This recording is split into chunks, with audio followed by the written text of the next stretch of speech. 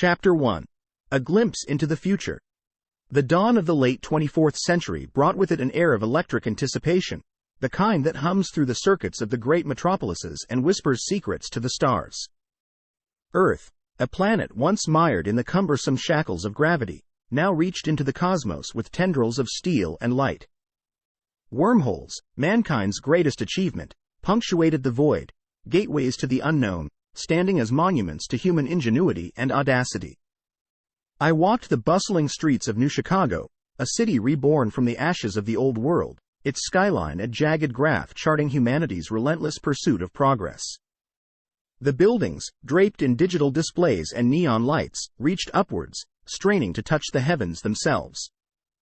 And amongst them, I, Casey Webb, was but a mere speck, a cog in the grand machinery of civilization.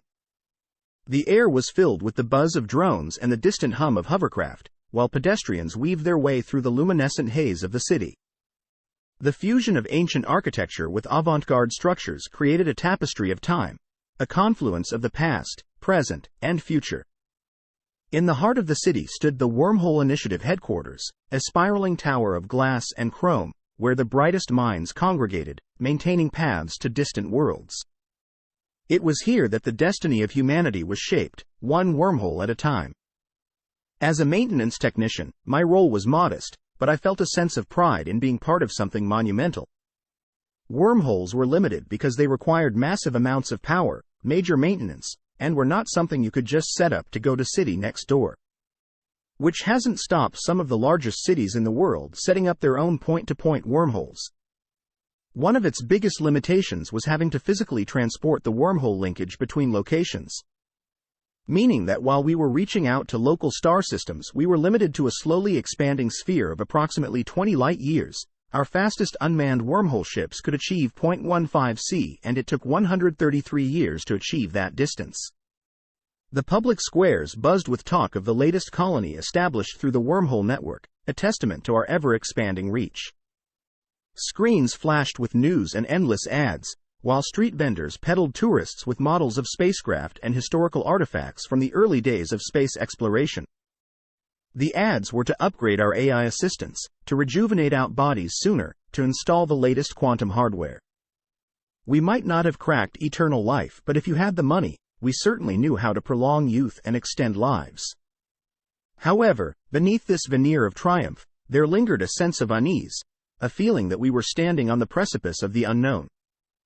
50 years ago, the world had emerged from another worldwide war. Human technological progress was best described as one that reflected fits and starts. The latest issue was of rumors of anomalies and unexplained phenomena in the far reaches of the wormhole network which were resulting in deaths. As I navigated the crowd, a news hologram caught my eye. Mysterious signal detected, origin unknown. Such headlines were back in vogue, yet experts were quick to explain they were to be dismissed as mere quirks of complex systems. Little did I know, my own curiosity would soon lead me down a path that looked remarkably similar to those tabloids. In this world of marvels and mysteries, I couldn't shake the feeling that we were only scratching the surface of what lay beyond the wormholes.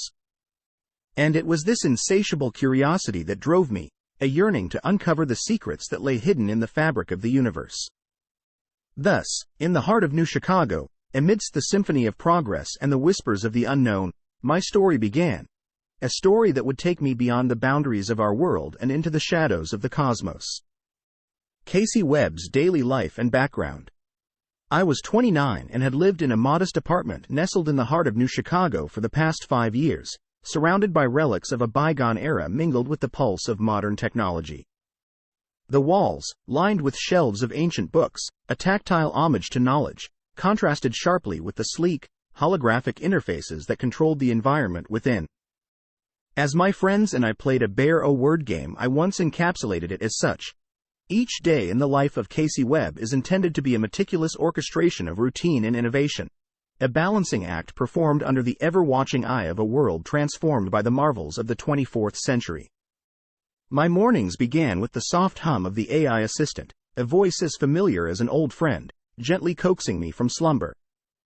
The scent of synthetic coffee, a remarkable facsimile of the real thing, filled the air as I prepared for the day ahead. Breakfast was a quick affair, often spent scrolling through the latest scientific journals, my mind dancing between the lines of quantum mechanics and wormhole theories. The commute to the Wormhole Initiative headquarters was a short journey, yet it offered a moment of introspection. The city's public transport, a marvel of efficiency if not comfort, whisked me through the vibrant urban landscape. Skyscrapers adorned with digital art towered above, casting long shadows that played hide and seek with the morning sun. At work, my role as a maintenance technician was a fusion of mundane tasks and unforeseen challenges. The wormhole technology, though robust, required a careful and knowledgeable hand to maintain. My days were spent in the bowels of the facility, surrounded by a labyrinth of machinery and blinking lights, each component a vital part of the grand network that connected Earth to the stars. I hoped to pursue further education and become a researcher, but with the economics of lifespan of the 24th century, a steady job was invaluable and might be something I pursued in another couple decades. Despite the technical nature of my job, there was an art to it, a rhythm that I had mastered over the years. The subtle nuances of the equipment, the whispers of irregularities, spoke to me in a language I understood intimately. It was in these moments, hands deep in the guts of quantum machinery, that I felt a connection to something larger than myself. My evenings were reserved for my true passion, theoretical research. The small study in my apartment became a sanctuary, a place where I could delve into the mysteries of the universe unfettered by the constraints of my job. Here, surrounded by stacks of notes and open books, the world fell away, leaving only the exhilarating pursuit of knowledge. Friendships were few, but deeply cherished. Conversations with like-minded colleagues often turned into spirited debates, our words a dance around the ever-evolving concepts of physics and cosmology. Yet, there was a part of me that remained guarded, a private corner of my mind where thoughts and theories too radical for casual discussion resided. In the quiet hours of the night, as the city slumbered, I often found myself gazing out the window at the tapestry of stars above, each point of light a destination, a story yet to be told. It was in these moments of solitude that I felt the pull of the unknown, a yearning to unravel the secrets that lay hidden in the vast expanse of space. This was my world, a blend of the old and the new, a life lived on the cusp of humanity's greatest adventure. And as I closed my eyes each night, I dreamt of the possibilities that lay just beyond the horizon, in the infinite shadows of the cosmos. Casey at work, interactions with colleagues. The Wormhole Initiative headquarters, a nexus of scientific endeavor, hummed with the collective energy of the brightest minds humanity had to offer. As I walked through its corridors, awash with the soft glow of interactive displays and the gentle hum of quantum processors, I felt a surge of pride, however small my role in this grand venture. My workstation, nestled within the sprawling maintenance bay, was a hive of activity. Technicians and engineers, arrayed in a symphony of purposeful motion, tended to the intricate systems that kept the wormhole network operational. The air was thick with the scent of ionized particles and the sound of technical jargon.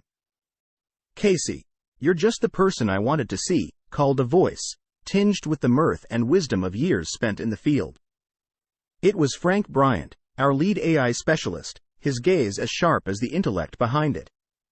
Frank was a man whose reputation preceded him, known for his groundbreaking work in AI and a penchant for philosophical musings. He was in his late 30s, had been born off-planet, and his phrasing and accent reflected that background.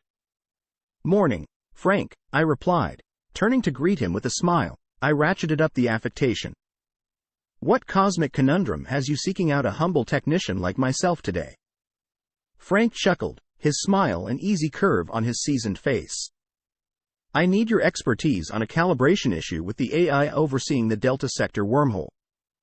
It's been acting up, and you have a way with these machines that I can't quite replicate."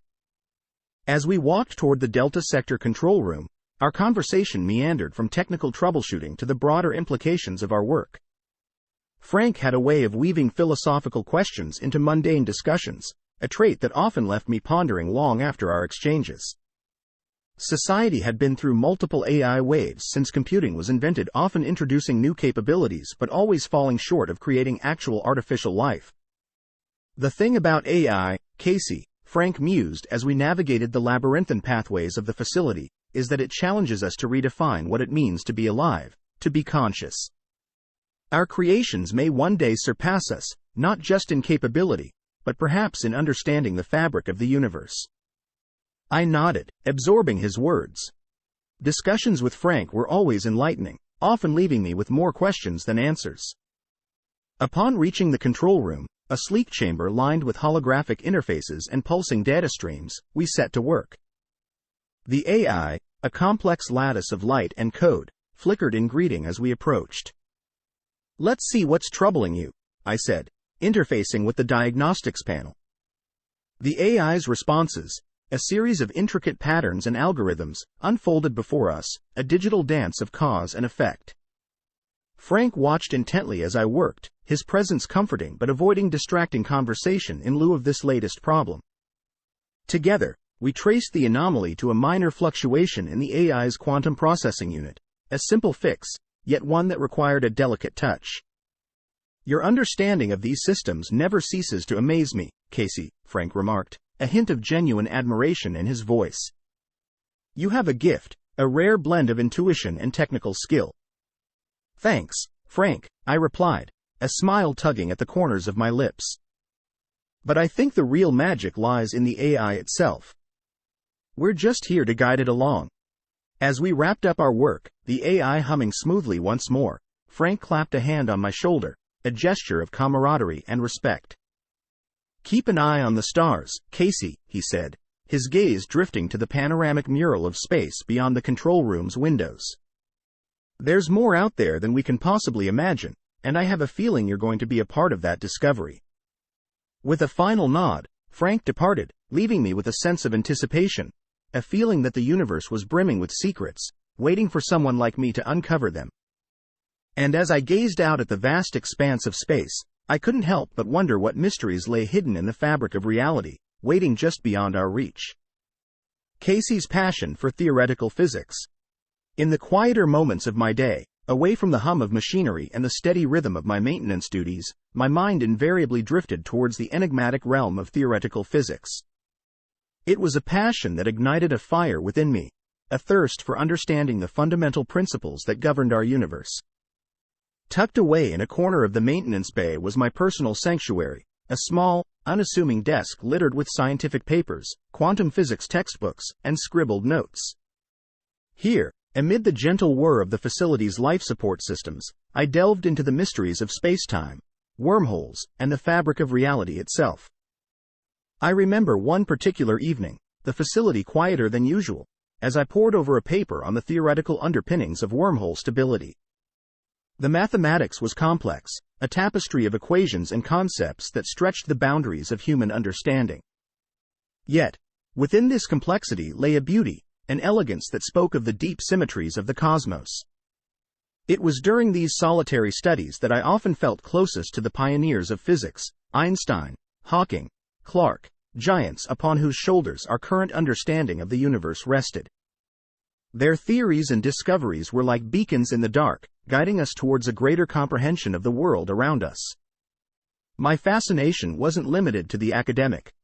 I often found myself gazing into the depths of space, visible through the wormhole viewing windows of the facility.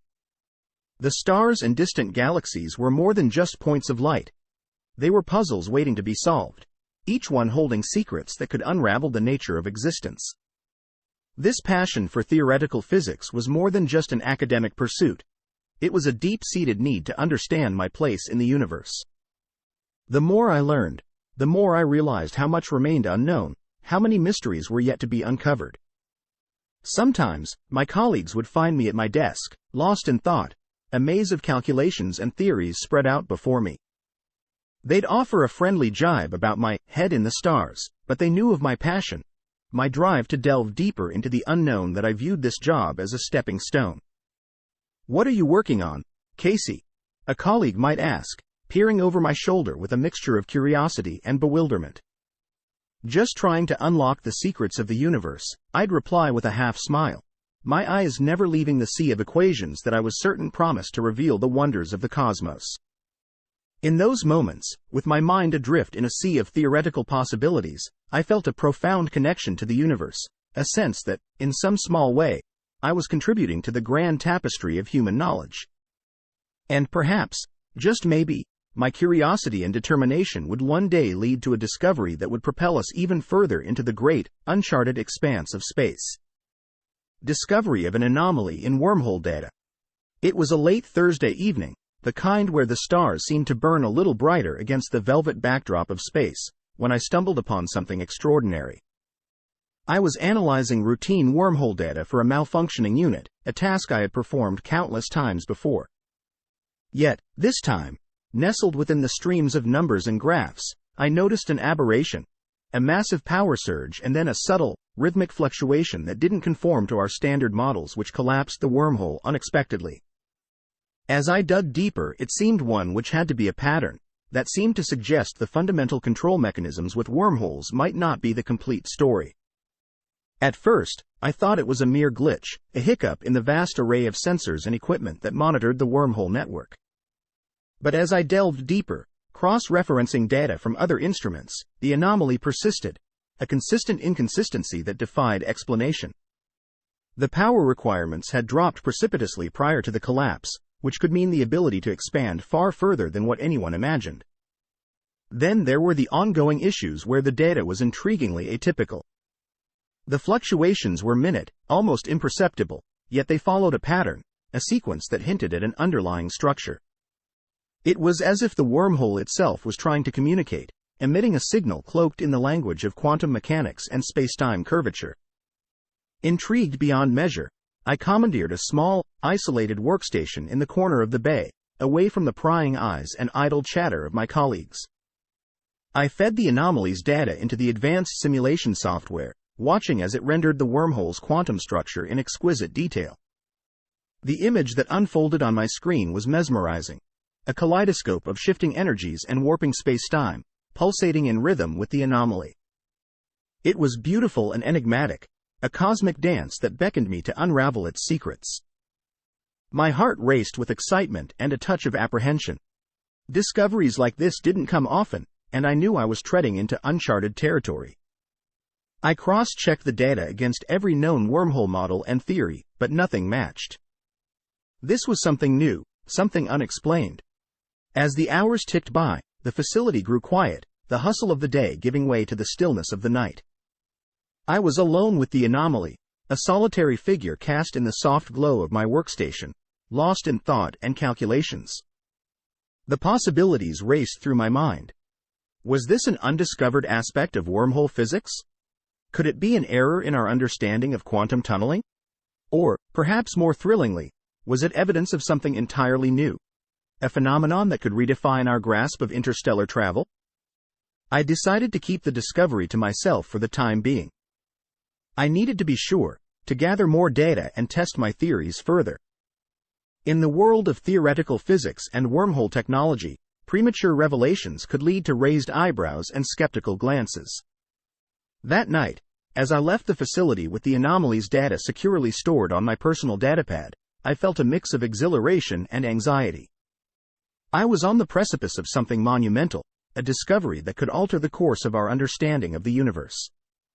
The stars seemed to shine a little brighter as I made my way home, the night air crisp with the promise of the unknown. Little did I know, my curiosity would soon set in motion a chain of events that would change not just my life, but potentially the fate of humanity itself. The anomaly in the wormhole data was the first piece of a cosmic puzzle, a puzzle that I was now determined to solve. Casey's initial research and excitement. The discovery of the anomaly in the wormhole data consumed me entirely. Every free moment I had was spent in fervent study, piecing together this cosmic enigma. My apartment, usually a haven of tranquility, transformed into a buzzing hub of research and analysis. I set up a makeshift research station in my living room, completely surrounding myself with holographic displays that were displaying complex data visualizations, charts, and theoretical models. Notes adorned the virtual walls, a chaotic tapestry of ideas and calculations, each piece a clue in unraveling the mystery of the anomaly. I dived headfirst into the deepest realms of theoretical physics, exploring concepts that straddled the border between science and speculation. Quantum entanglement, space-time geometry, exotic matter. no stone was left unturned in my quest for answers. Theories that I had once deemed too radical or abstract now took on new significance as I attempted to match what I was seeing with an explainable phenomenon. Nightly, I was falling asleep with their potential revelations beckoning me. The excitement was palpable, a tangible force that fueled my late-night research sessions.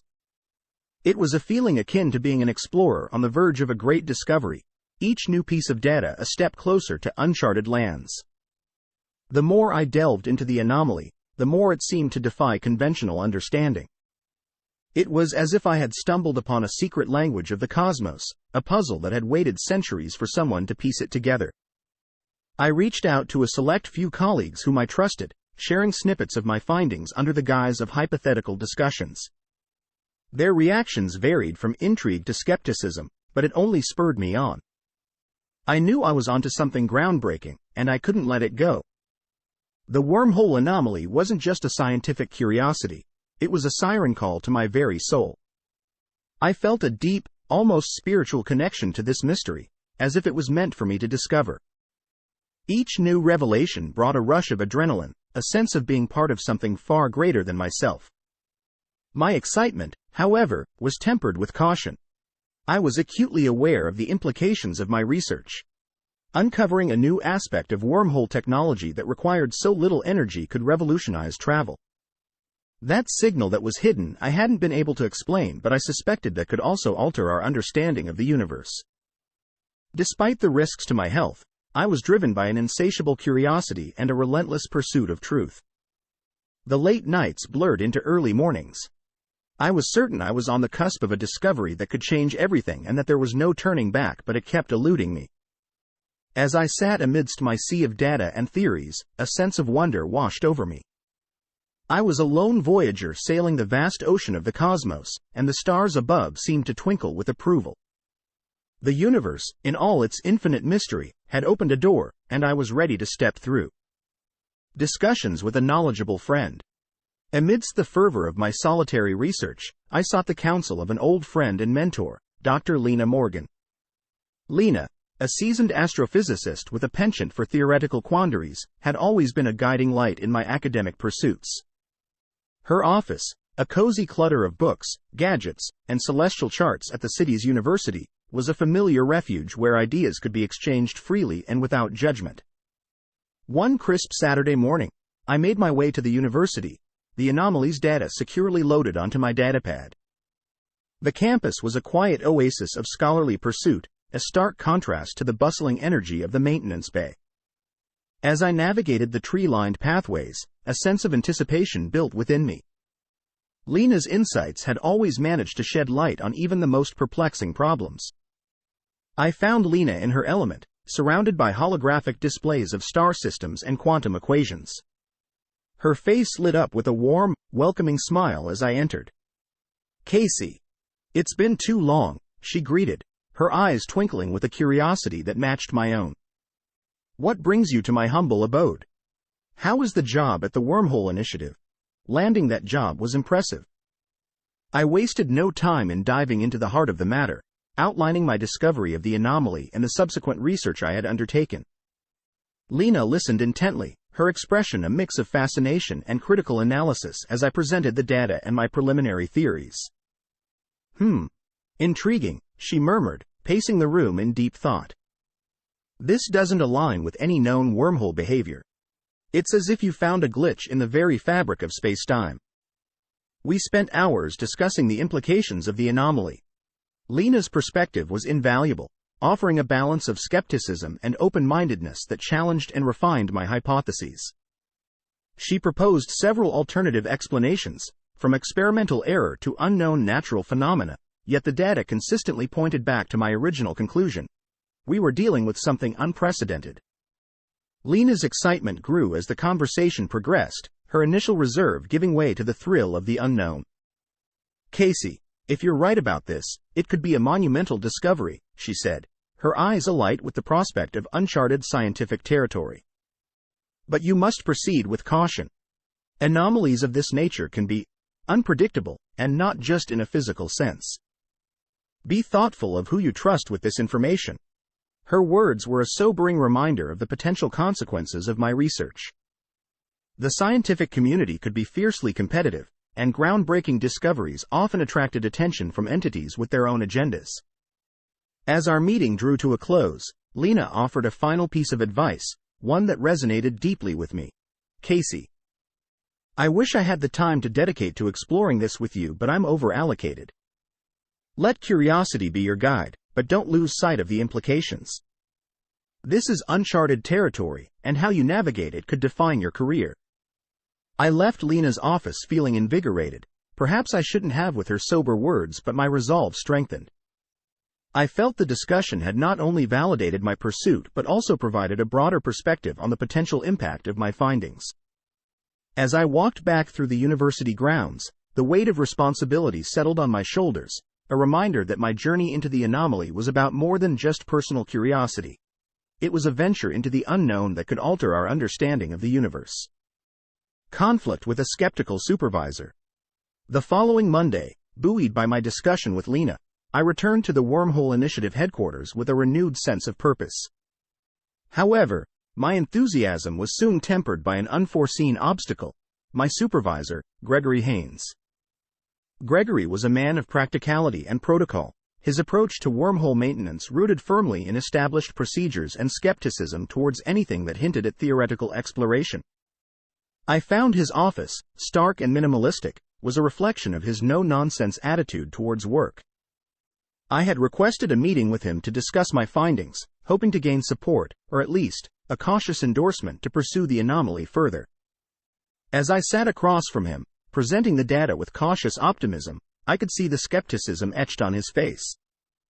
Casey, it's a distraction from your actual work, Gregory said, his voice tinged with a mix of disapproval and concern. We maintain wormholes. We don't theorize about them. We see anomalies all the time. If it's not flagged for review, there's nothing there. If there is something, that's a job for the physicists and researchers. I tried to argue my case, emphasizing the potential significance of the anomaly and its implications for wormhole technology. But Gregory remained unmoved, his belief in the established order unshaken. My only saving grace was due to government funding. Everything to do with wormhole technology and data was publicly accessible. While I had earlier and easier access if I wanted to pursue this on my own, they couldn't take away the existing data. Look, I appreciate your enthusiasm, but I can't authorize resources for a wild goose chase. We have protocols for a reason, he continued, closing the data file I had handed him. Focus on your duties, Casey. That's what you're here for. The meeting ended with a palpable tension in the air. As I left his office, I felt a mix of frustration and determination. Gregory's skepticism was a common sentiment in the field, a reluctance to venture beyond the safety of known science. But I couldn't let his caution deter me. The anomaly was too important to me, too extraordinary in my mind to ignore. I realized then that my journey would not be work-sponsored, at least within the confines of the initiative. It was a path I would have to tread carefully, balancing my official responsibilities with the pursuit of the anomaly. That evening, as I sat at my workstation amidst the gentle thrum of the facility, I made a decision. I would continue my research discreetly, using whatever spare time and resources I could muster. The anomaly was more than a mere curiosity. It was a siren call to the unknown, a mystery that I was determined to solve. In the world of scientific discovery, I knew that skepticism was as much an adversary as ignorance. But armed with data, determination, and hope, I was ready to face the challenges ahead. The truth of the anomaly lay hidden within the fabric of space-time, and I was resolute in my quest to uncover it. Late-night research sessions. The confines of my apartment transformed into a nocturnal laboratory, a solitary haven where theories and possibilities flourished under the cloak of night. Each evening, after fulfilling my responsibilities at the Wormhole Initiative, I delved into the world of the anomaly, my curiosity leading me to try and lift in the darkness of my understanding. The city outside might have succumbed to the lull of the night, but within the walls of my home, time seemed irrelevant. The glow of multiple screens cast a soft luminescence, illuminating the room in a spectral dance of blues and whites. Arrays of data, complex charts, and simulations filled the screens, each one a piece of the cosmic puzzle I was desperately trying to solve. Armed with a steaming cup of tea, I would lose myself in research, my fingers dancing across the keyboard, piecing together fragments of quantum physics, space-time theories, and wormhole mechanics. The room was often silent, save for the occasional clack of the keyboard and the soft, steady hum of the computers. My mind would race with hypotheses and conjectures, each more daring than the last. What if the anomaly was a naturally occurring fluctuation in the wormhole's structure? Could it be an unknown form of energy or matter interacting with the wormhole? Or, perhaps, was it a signal, an intentional pattern embedded in the wormhole by an unknown intelligence? These late-night sessions were a mixture of exhilaration and frustration. Each breakthrough in understanding was often followed by a new set of questions, a deeper layer of complexity that challenged my knowledge and assumptions. Yet, with each passing night, the pieces of the puzzle began to fit together, forming a clearer picture of the anomaly's nature. Sometimes, the complexity of the data overwhelmed me, and I would step away from the data to clear my head. I'd stand by the window, gazing out at the sleeping city, its lights twinkling like distant stars.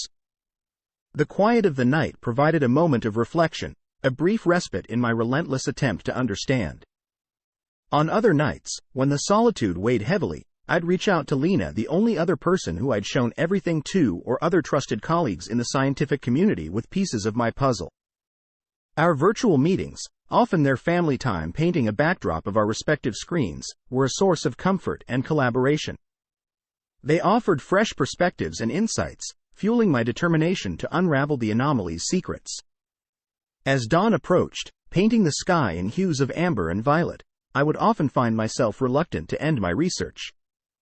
But the demands of the coming day beckoned, and with a final glance at my notes and data, I would succumb to a few hours of sleep, my dreams a tapestry of wormholes, quantum equations, and uncharted frontiers.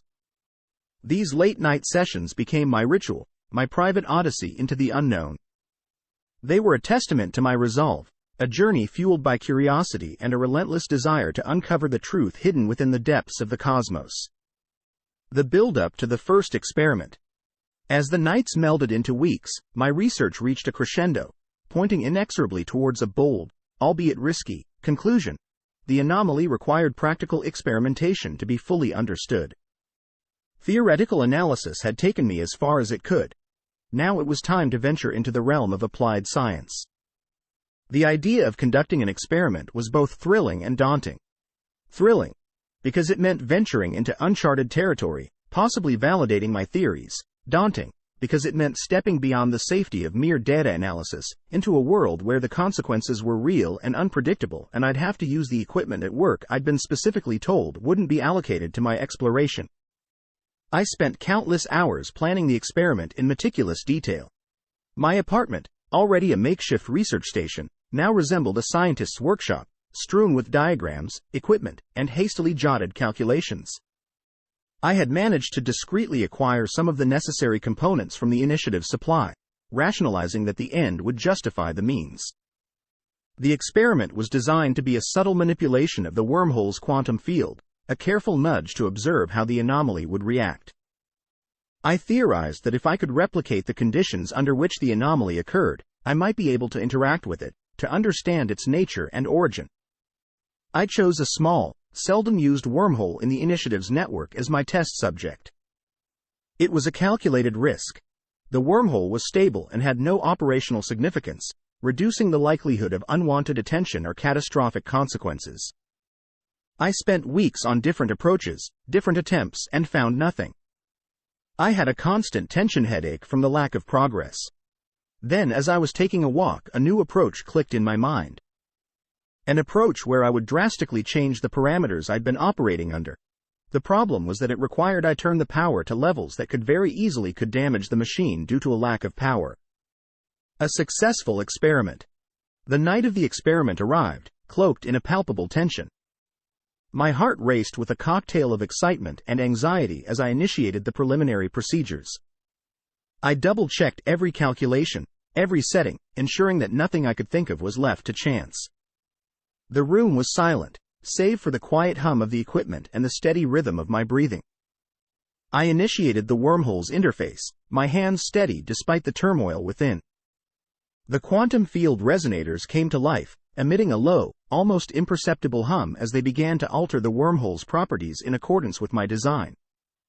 As the experiment progressed, I monitored the data intently, searching for any sign of the anomaly's response. Seconds stretched into minutes, each one an eternity of anticipation. The wormhole's energy readings fluctuated on my screen, dancing in a pattern that was both familiar and alien. And then, it happened. The anomaly responded, not with a whisper, but with a resounding echo.